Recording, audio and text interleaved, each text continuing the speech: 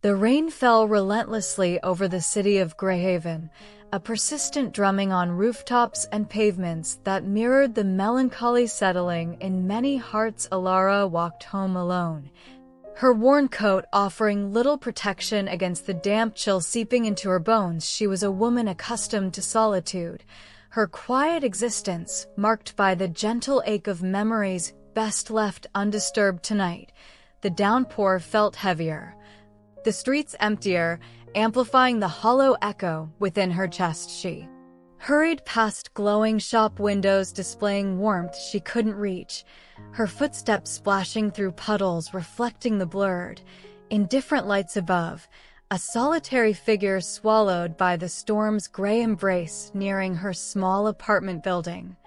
A flicker of movement caught her eye beneath the skeletal branches of the old oak tree in the little square. A young man sat hunched on a bench, utterly drenched, his shoulders shaking not just from the cold. He stared blankly ahead, water streaming down his face indistinguishable from tears. Elara paused, her own weariness momentarily forgotten. Without a second thought, she altered her path, walking steadily towards him. Reaching his side, she silently opened her large, sturdy, dark blue umbrella, its faded fabric suddenly seeming vast and sheltering, and held it over them both, creating an intimate dome of dryness amidst the deluge. The young man, Leo, startled, looked up with red-rimmed eyes filled with a raw vulnerability that startled Elara. He murmured thanks, his voice thick with unshed emotion. They stood in silence for a moment, the rhythmic patter on the umbrella the only sound. Then, haltingly, prompted by the unexpected sanctuary and the gentle presence of this quiet stranger, Leo began to speak. He spoke of dreams that crumbled, a love lost suddenly, a future that now seemed as gray and formless as the rain-slicked streets. His words tumbled out, a torrent matching the weather outside. Their fragile shelter, each sentence a weight lifted slightly by simply being heard in this safe, dry space. Elara listened, truly listened. She offered no platitudes, just the solid, silent understanding of someone familiar with life's sharp edges. As Leo spoke, sharing the crushing weight of his father's recent death and his feeling of being utterly adrift, Elara felt a curious warmth spread through the umbrella's handle into her own chilled hand. It was a comforting warmth, a sense of connection that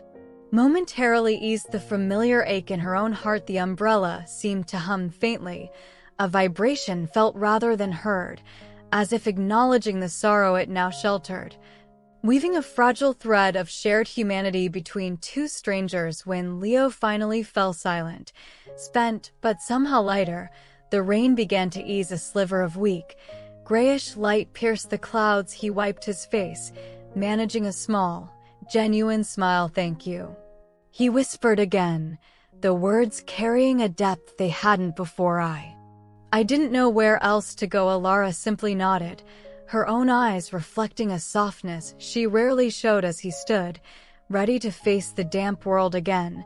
She surprised herself. "Take it," she said, pressing the umbrella firmly into his hand. "You might need it more than I do right now." Leo's eyes widened, then filled with fresh tears, this time of profound gratitude. Watching Leo walk away, the dark blue umbrella held aloft like a shield against the lingering drizzle, Elara felt an unfamiliar lightness giving away. Her practical shield against the rain hadn't left her vulnerable. Instead, it had filled a void she hadn't fully acknowledged. The persistent ache in her chest softened, replaced by a quiet warmth, the lingering echo of shared sorrow and unexpected kindness.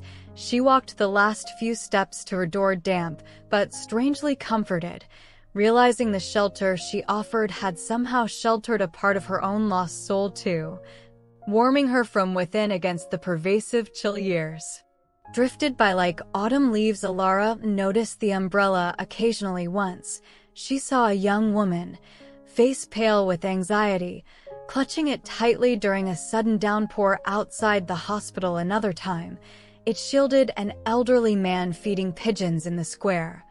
His expression one of deep loneliness, each sighting brought a small, warm flicker to Elara's heart. The umbrella had become a quiet legend in Greyhaven, a silent beacon in the rain. It seemed to find its way to those whose inner storms raged fiercest, offering more than just physical shelter.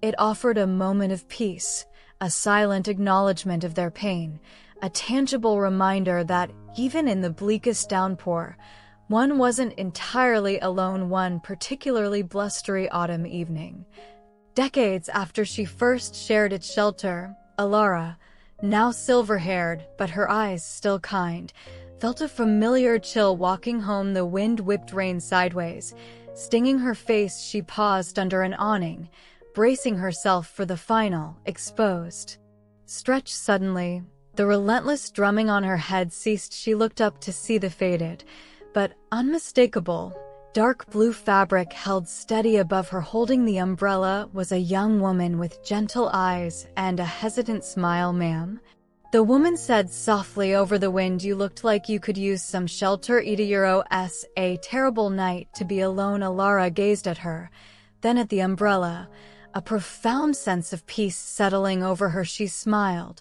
a warm, deep smile that reached her eyes. "Yes," she murmured, stepping closer under its familiar, expansive cover. "Terrible indeed. Thank you, my dear." Together, they walked slowly into the storm, the umbrella sheltering yet another generation of lost souls finding their way home.